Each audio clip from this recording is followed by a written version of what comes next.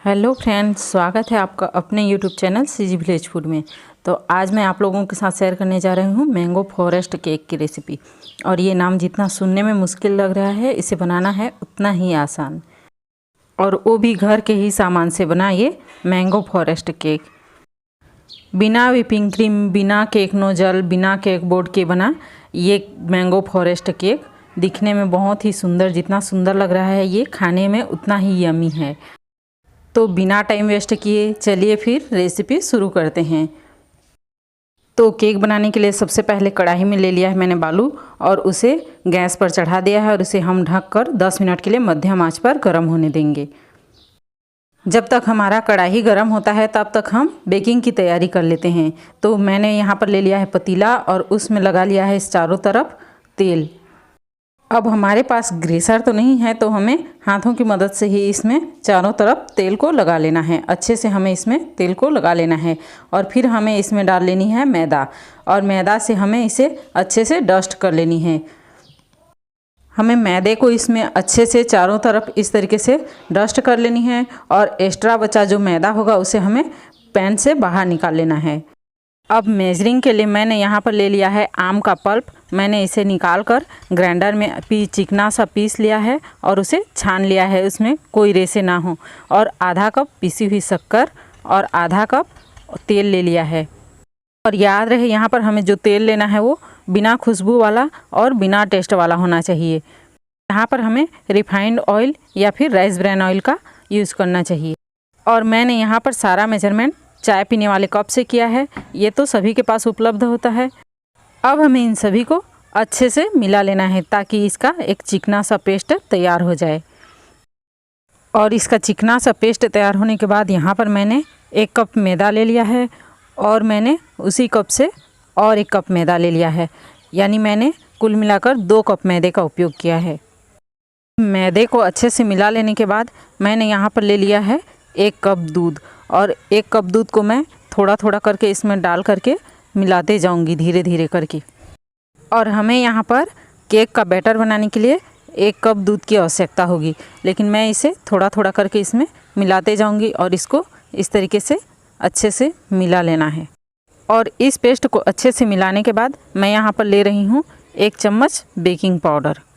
यहाँ पर 1/4 चम्मच मैंने ले लिया है बेकिंग सोडा, अर्थात बेकिंग पाउडर का 1/4 भाग हमें बेकिंग सोडा लेना है। हमें इसको भी बैटर में अच्छे से मिला लेना है, और हमारा बैटर बनकर रेडी हो गया है। अब हमें इसे जिस बर्तन में केक बनानी है उसमें हमें इसको डाल। अब बैटर को बर्तन में डालने के बाद हमें इसे 2-3 बार टैप कर लेनी है। अब हमारी कढ़ाई अच्छे से गर्म हो चुका है, मैंने उस पर गैस का प्लेट लगा लिया है। अब हम उसके ऊपर रख देंगे हमारा बैटर वाला बर्तन। इसे ढक कर हमें पहले 10 मिनट के लिए मीडियम फ्लेम पर, फिर 40 से 40 मिनट के लिए हमें इसे लो फ्लेम पर बेक कर लेनी है। और यहाँ पर लगभग 50 से 55 मिनट हो चुके हैं। अब हमें ढक्कन हटाकर केक को चेक कर लेनी है। और ये केक हमारा कितना अच्छे से फूल कर तैयार हो चुका है। और ये देखिए, हमारे चाकू में ये केक बिल्कुल भी नहीं लग रहा है, अर्थात हमारा केक पक कर तैयार हो चुका है। अब हमें केक टिन को कढ़ाई से बाहर निकाल लेनी है, और उसे ठंडा होने के लिए छोड़ देना है। अब केक हमारा ठंडा हो चुका है, इसने अपने साइड भी लूज कर दिए हैं। अब हम इसे प्लेट पर निकाल लेंगे। और ये देखिए हमारा केक कितना स्पॉन्जी बनकर तैयार हुआ है। तो चलिए अब हम बनाते हैं केक नोजल। केक नोजल बनाने के लिए मैंने ये डिस्पोजल गिलास ले लिया है, और ये एक ले लिया है ये प्लेट जो मोटा कागज़ का आता है उसको। अब हम इसे 2 भागों में 2 पार्ट में काट देंगे इस तरीके से। और इसे काटने के बाद हमें इसका ये बीच वाला हिस्सा निकाल देनी है। वाला हिस्सा निकालने के बाद मैंने इसे 2 भागों में काट लिया है, और इसके ऊपर और नीचे में जो मोटा वाला साइड है उसको भी मैं इस तरीके से काट कर निकाल दूंगी। और ऊपर और नीचे के मोटा वाला हिस्सा को निकाल कर हमें इसके एक कोने से पकड़कर इस तरीके से हमें इसको कोन शेप दे देनी है। इसका कोन शेप बनाकर हमें इसे इस तरीके से टेप से हमें इसे चिपका लेनी है। इस तरीके से टेप से हमें इसको चिपका लेनी है। इस तरीके से टेप से चिपकाने पर ये नहीं निकलेगा, और हमारा नोजल बनकर तैयार हो जाएगा। और इसे अच्छे से चिपका लेने के बाद हमें इसके कोन साइड को ट्रायंगल में काट लेनी है। हमें इसे इस तरीके से कैंची की मदद से जिग जैग टाइप से हमें इसे काट लेनी है। इस तरीके से हमें इसमें 5-6 जिग जैग बना लेनी है। और ये हमारा डिस्पोजल ग्लास का स्टार शेप नोज़ल बनकर रेडी है। अब हम प्लेट से हमें स्टार शेप नोज़ल बना लेनी है। प्लेट से बनाने के लिए हमें इसके साइड साइड को काट करके निकाल लेनी है। इस तरीके से हमें साइड साइड से इसको काट कर निकाल लेनी है और बीच से हमें इस तरीके से इसको चौकोर काट कर निकालना है, जिससे हमें बनानी है नोज़ल। इसे भी हमें डिस्पोजल ग्लास का जो नोज़ल बनाया है उसी तरीके से एक कोने से इसको हमें इस तरीके से पकड़कर इसे टेप से अच्छे से चिपका लेनी है। और इसे अच्छे से स्टिच कर लेने के बाद, इसे अच्छे से चिपका लेने के बाद इसे भी हमें जिग जैग टाइप से इस तरीके से हमें इसके नोक को काट लेनी है। और ये हमारा दूसरा स्टार नोज़ल भी बनकर रेडी है। और केक की आइसिंग के लिए हमें केक के ऊपर वाले पोर्शन को इस तरीके से चाकू से काट कर निकाल लेनी है। और हाँ दोस्तों, ये वेस्ट नहीं जाएगा, इसे हम बाद में इसका यूज करेंगे। अब केक को सजाने के लिए मेरे पास व्हिप क्रीम तो है नहीं, तो मैंने क्या किया है, 1 लीटर दूध को लेकर के उबाल करके इसे फ्रिज में रख दिया था। और ये जो इसका ऊपर में जो जमा है क्रीम, मैं उसे निकाल लूँगी।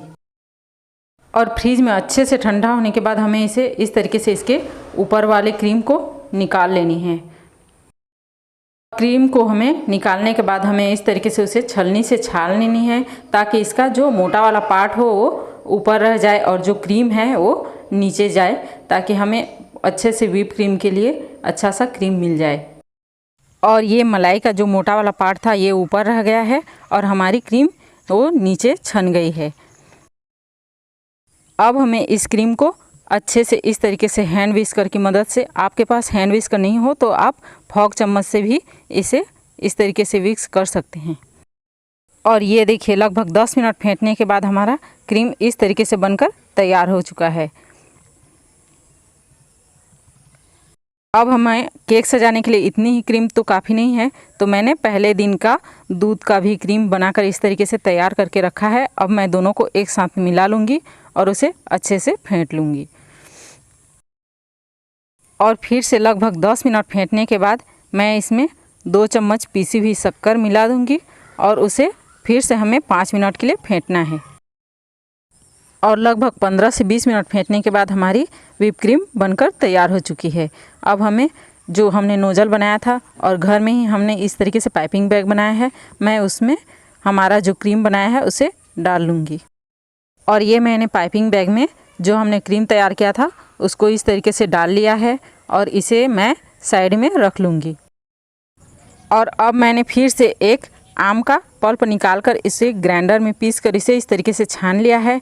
और मैं इसमें 2 चम्मच पीसी हुई शक्कर डालूँगी और उसमें 2 चम्मच दूध डालकर इसे हम लोग आम रस बनाएंगे। आम रस बनने के बाद मैंने इसे भी पाइपिंग बैग में डाल लिया है और इसे रख लिया है। अब मैंने जो क्रीम बचा था उससे केक के ऊपर में इस तरीके से चम्मच और चाकू की मदद से इस तरीके से अच्छे से फैला लिया है। और ये देखिए फ्रेंड, हमारी केक की आइसिंग अच्छे से हो चुकी है और मैंने इसके साइड साइड को भी, किनारे को भी एक कपड़े से साफ़ कर लिया है।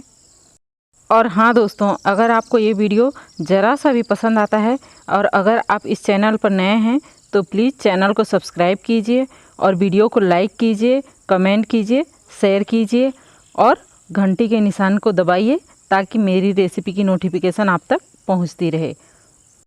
और इस तरीके से हमें इस केक पर फ्लावर बना लेनी है। और इस तरीके से इसी कोन से हमें इसके साइड पर भी छोटे छोटे फ्लावर बना लेनी है। और हाँ दोस्तों, मेरा मकसद बस इतना ही है कि आप घर पर ही, घर के सामान से ही इस तरीके से केक बनाएं और इंजॉय करें।